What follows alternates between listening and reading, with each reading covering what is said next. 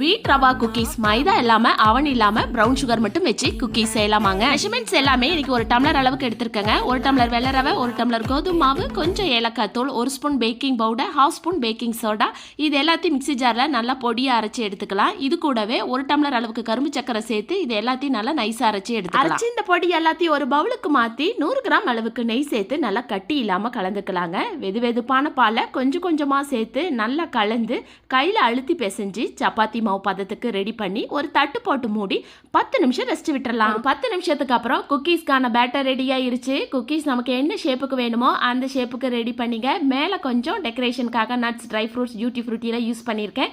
இது எல்லாமே ஆப்ஷனல் தான். ஸோ நமக்கு என்ன ஷேப்புக்கு வேணுமோ அந்த ஷேப்புக்கு ரெடி பண்ணி ப்ரீ ஹீட் பண்ண பேனில் 25 to 30 மினிட்ஸ் ஸ்டவ் லோ ஃப்ளேமில் வச்சு ஹீட் பண்ணி எடுத்திங்கன்னா நம்மளோட கிறிஸ்பியான ரவா வீட் குக்கீஸ் ரெடி. இந்த மாதிரி சிம்பிளான ரெசிபீஸ்க்கு மறக்காமல் நம்ம சேனலை ஃபாலோ பண்ணிக்கோங்க.